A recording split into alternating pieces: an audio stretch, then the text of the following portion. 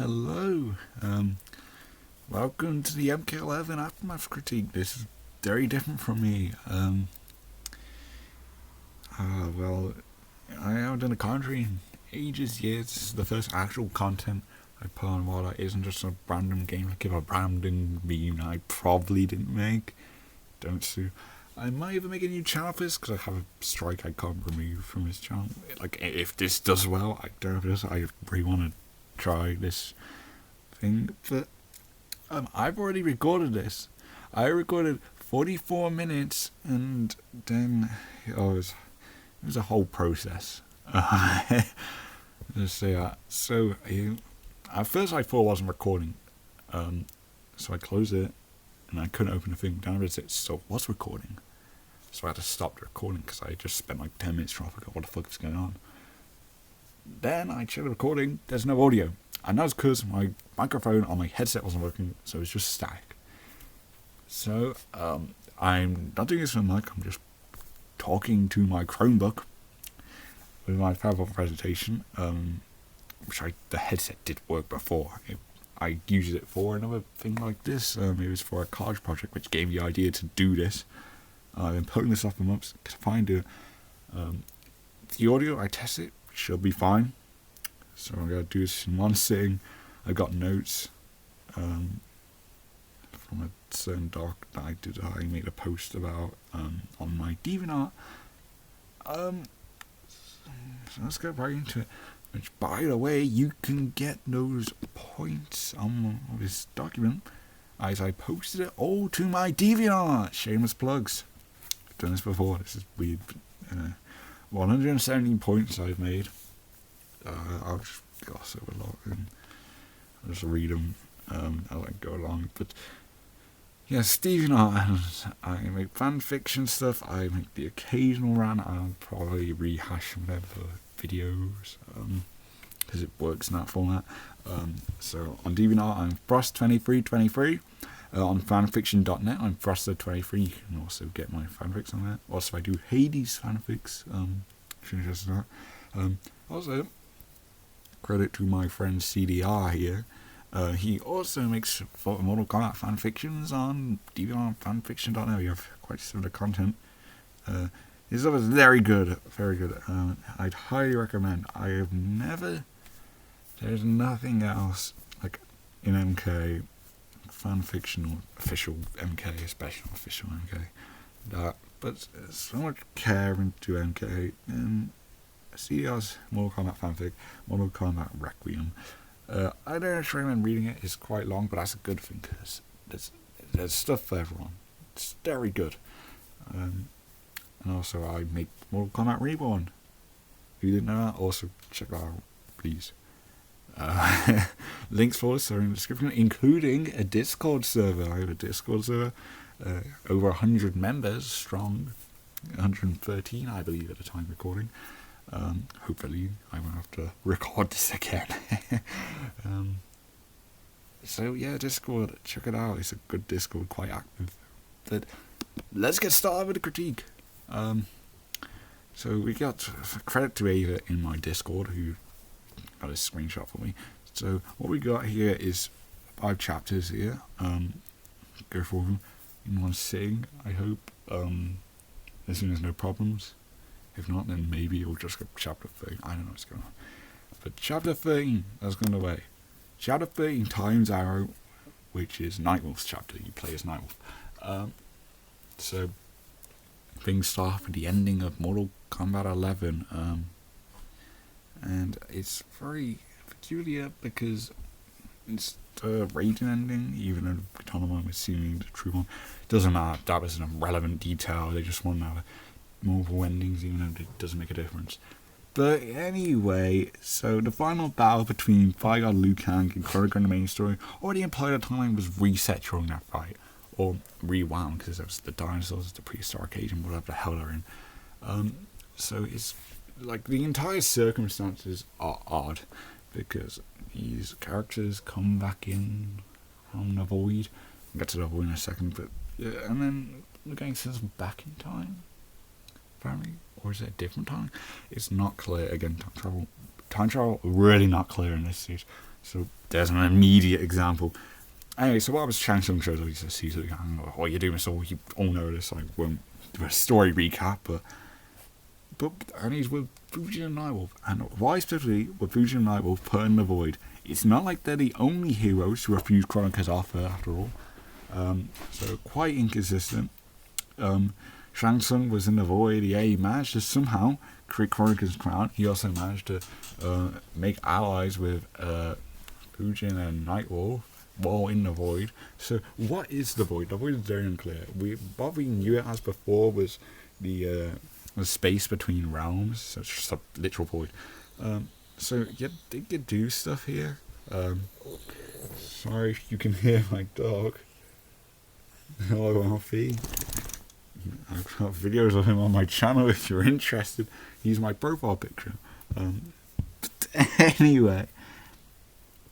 So yeah, the void doesn't make sense. Well, at least none of us explained of it for the concept to work in this. And also Dark Raiden, was he sent to the void, or like what happened to Dark Raiden? Because he gets like turned to sand, and so he's sent to the void, but he's not back here. Even though I don't get why, because MRS love to be edgy and different. Just look at the fucking Revenants, you know, that they like edgy versions of heroes, and Dark Raiden is the only example that works in my opinion. So yeah. Shame that Darian's still on the show. Anyway, why doesn't Kronika just, you know, like dust the fucking, or just send heroes into the void? Anyone who opposes her, she could just send into her. I mean, what's stopping her? Like, there's no limit to her powers. She just doesn't do it because the plot says she can't. So very dumb. There needs to be not enough explanation to anything that's going on. And yeah, so, you know, and then there's the crown. The whole thing is that Liu Kang destroyed something. I don't know what actually happens if you reset the time with the fucking thing, like it destroys the Argos something. I don't know the consequence of that. I don't think it's not actually clear why it matters. But anyway, you need the crown Lawson to make the thing work, which it was just kind of like a power amplifier. It was kind of filler in the base game, yet now it's also very important, which is odd because Aftermath was made right after K11. Like, they were both in the plans at the same time, yet they feel nothing like it doesn't feel connected probably at all. It feels very contrived, which I guess is NRS for you. But yeah, all of this is very important. And Shang Tsung made the crown. I can't remember when it's established, but I'll just go for it now. And he makes the crown, even though it gives you the power of a strong Titan. We see that in his chapter at the end of this. We'll get to that. Then yeah, so how the fuck can Shang Tsung create that much? I mean, I'm fine with him being an inventor. The crypt establishes this when, like, you go to the void. He says he's also an inventor, and the forge is his greatest creation. He made the crown. The crown just doesn't work. Also, looks stupid. It's like a little floating egg shell. Very dumb. And yeah, I don't know how Tsung could create it. The only thing connected to it is that it's like soul magic. You know, it's clearly Kronika's design. It's clearly Kronika's power. There's no way. I don't get how Tsung could make something that powerful. I think this story amplified Tsung's power scaling way too much. I don't think it's discussed enough. I don't think. But I also don't think it's just enough. Is Fire God Liu Kang? Very problematic character. So what happens is Fire God Liu pulls Fujin aside, and while this is a nice foreshadowing to the fact that Liu Kang has this great plan, and he is informing Fujin about it, it kind of makes Fujin look like a dick, depending on the extent of his knowledge as what Liu told him. Because if I got Liu Kang's plan, I might as well go over it now. Round the floodgates. So it's weird because So Fire Liu Kang's plan is to let Shang Tsung get the crown, which is so dumb because that makes Shang Tsung get to a power that rivals his, and he has no reason to do it because Fire God Liu Kang can just go get the crown himself. It makes no sense why he wouldn't. You know, it just seems lazy. He could do it himself. I mean, he's beat Crown. He could beat anyone at that power level. And hell, at the end of the game where he goes to confront Shang Tsung for the final battle, he makes a portal over to the Hourglass. He could have made a portal over to the crown. Also, someone could make a portal, and I would have skipped like an entire chapter worth of filler. Just saying. Anyway. Anyway, yeah, Liu Kang. Also, it's just a sadistic one. Like, he lets all his friends die for no real reason because his plan, like, he could just do it himself. And also, the only thing you really need to change is how Kronika dies because, like, the crown gets shattered at a death scene. You just need to tell Liu Kang, don't break the crown when fighting her. Like, the heroes are still destined to win.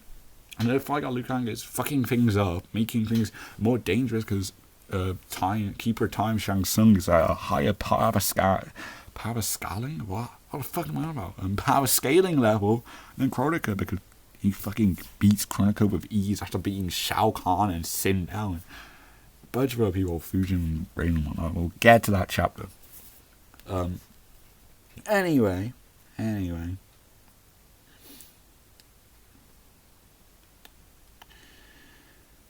Yeah, so Fire Liu Kang. My final point.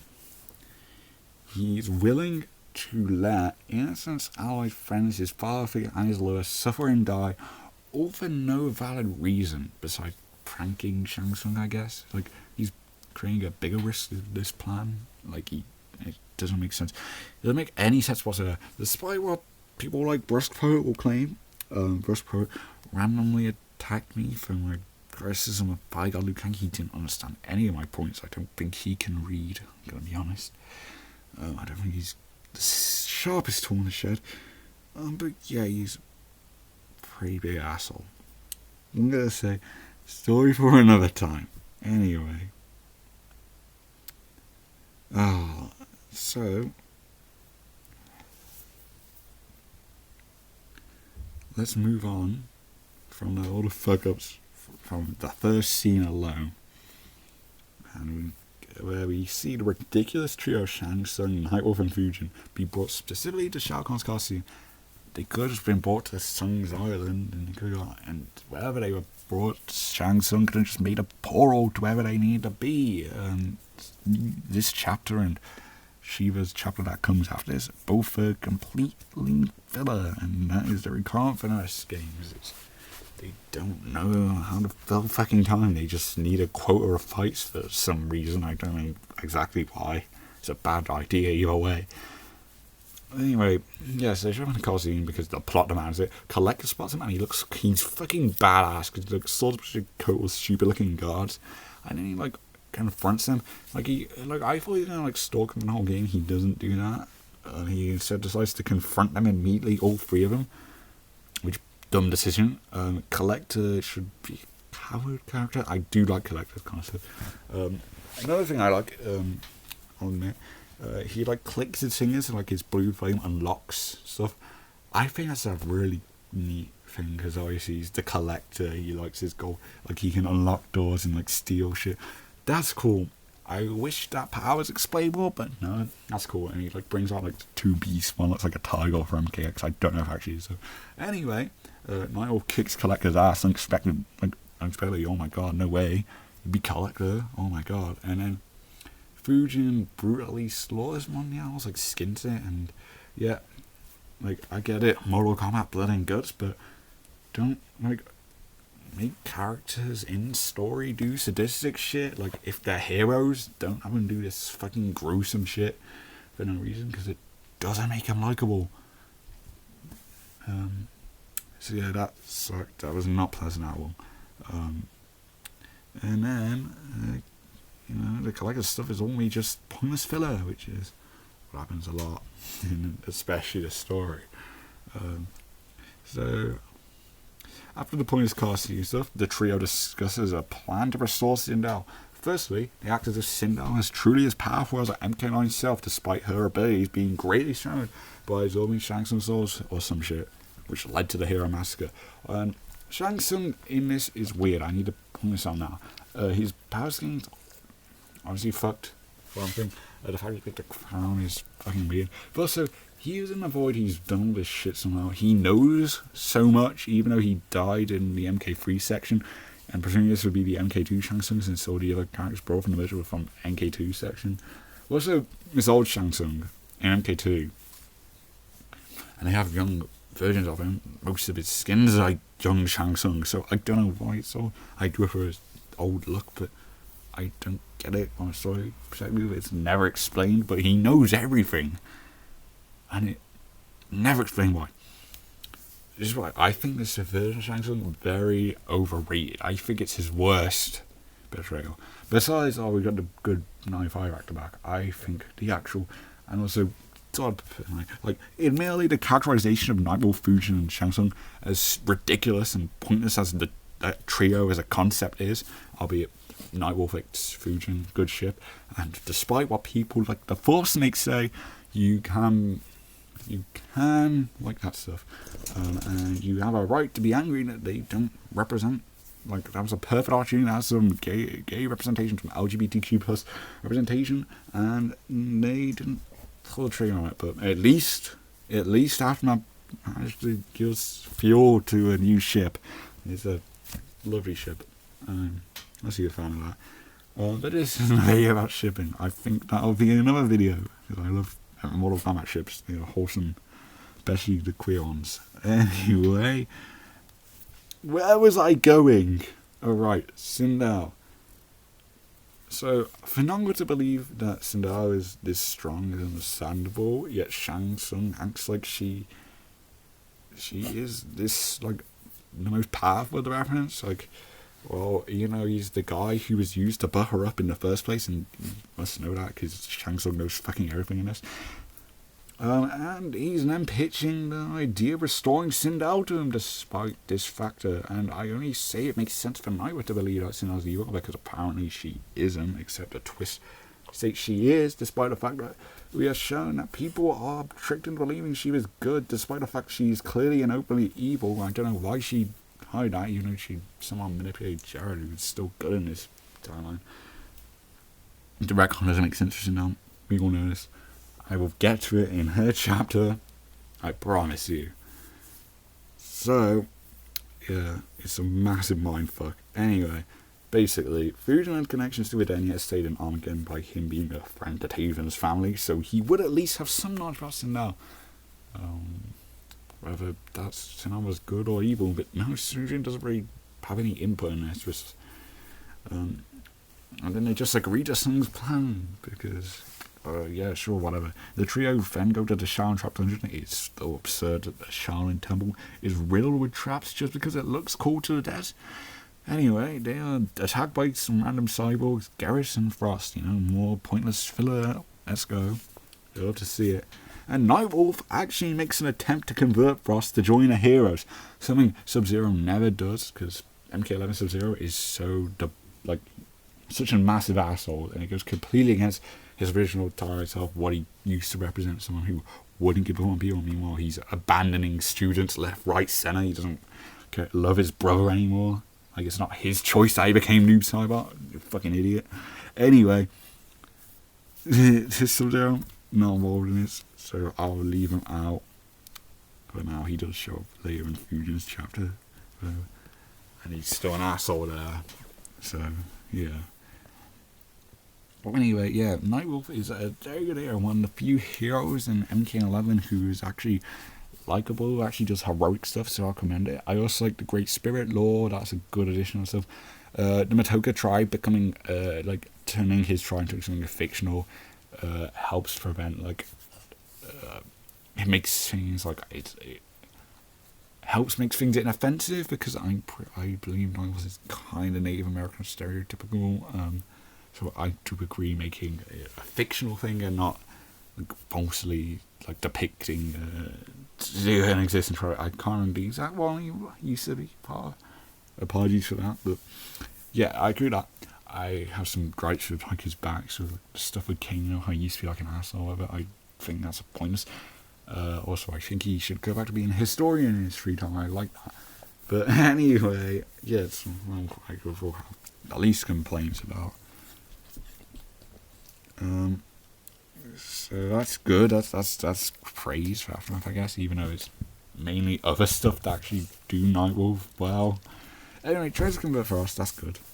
Frost obviously refuses. It was only a couple of lines, but I appreciated that at least. At the very least, we had that.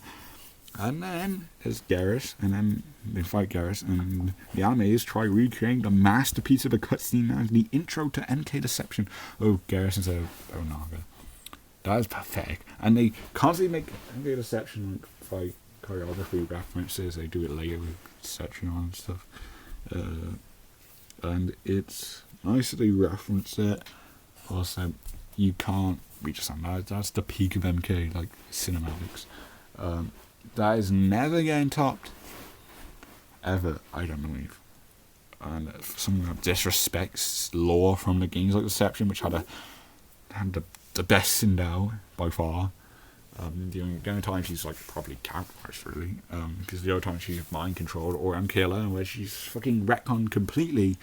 So yeah, and then it goes that. So I do not like them making these references when they're disrespecting the contributions Deception made to the franchise at every turn possible.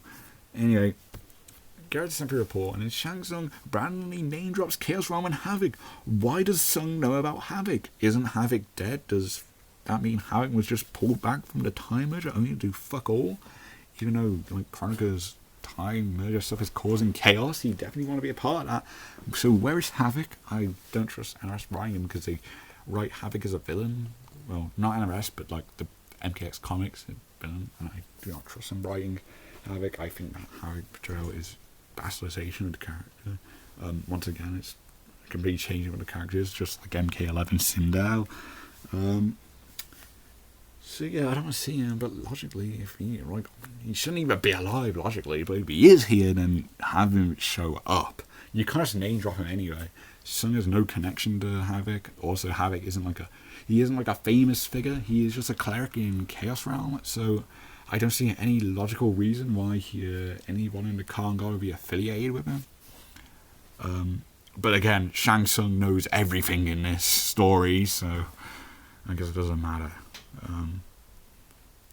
Also, this name drop was the first time Chaos Realm has been mentioned since 2004, which is depressing. And we don't even get to see Garrus in Chaos Realm, so that is just weak teasing. That doesn't go anywhere. Fuck you, NRS. Anyway, the trio gather some of the Jinsei essence that resides in the Shaolin Temple's Dragon Grotto, and I know how it's in the main story. I know it's in the main story critique, but I do not. It's so ridiculous. Why does this place have some of the Jinsei juice in it? You know, the Jinsei essence. Like something that was extremely important to the previous game, Mortal Kombat X, and it's just lying in a random grotto for the taking. Why didn't Shinnok go here? This seems like a much easier target than Raiden's like 666 foot tall fucking sky temple.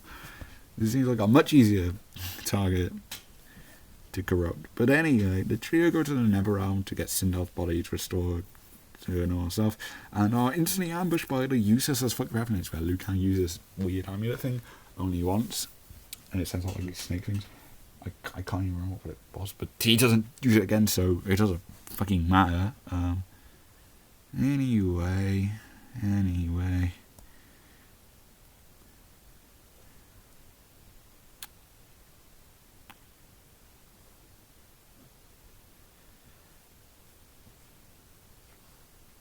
Well, I'm checking my notes, apologies.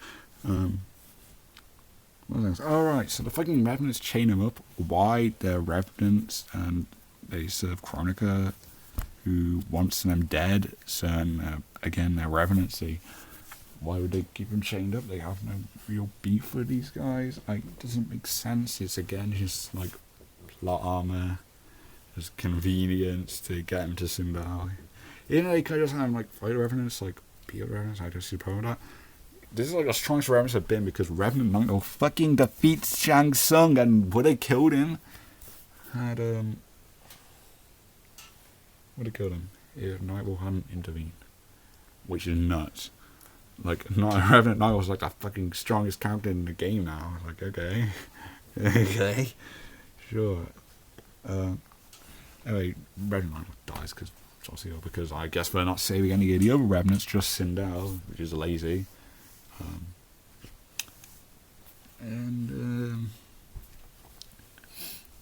Yeah, so instead of simply killing the trio, the Revenants take them to Shinnok's Bone Temple. Yeah, okay. Yeah, this is where they were taken to, Shinnok's Bone Temple. And then you wouldn't believe it, they do break free, and that's what leads to Nightwolf's death. And then Nightwolf defeats Sindel, seemingly kills her because they put her in a coffin. So yeah, that was something. Also, like, Revenant Nightwolf and Revenant Sindel are just here now, despite being absent from the main story. You know, that's out of their hands, but like, at least explanation. The Revenants don't matter, I guess. They can't.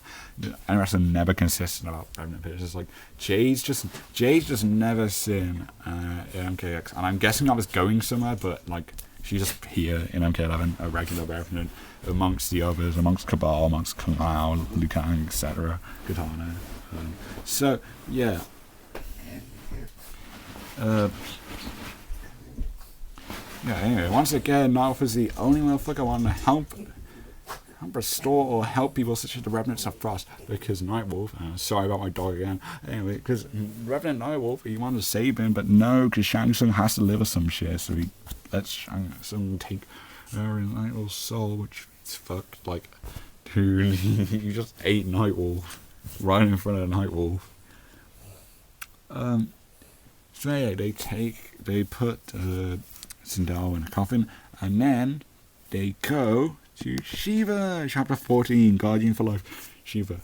I'm going to leave this here because I just spent an hour recording the full thing. I want to do this in full, but I feel there's just going to be some issue will show up if I do it all in one sitting. And I have been doing this for like 2 hours now total.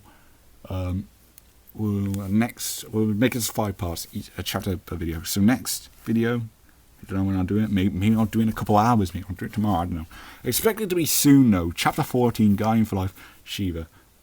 I will end this here again. Check the links in the description. I'll bring them up in all the other parts to this video. I'll probably do mains MK11 story stuff with this. Like with this star, like I'll critique a chapter per video. For now, doing Aftermath because I have like notes and shit about it, and also I am very passionate about Aftermath. I think it's a lot worse. Anyway, sorry. I hope the audio is good. Gonna find out if it's good. I'll be uploading this, and you'll be hearing this now. So if you are hearing this, this was good. That's good. That means I'll make more. So yeah, thank you. Check out links in the description again, and yeah, see you later.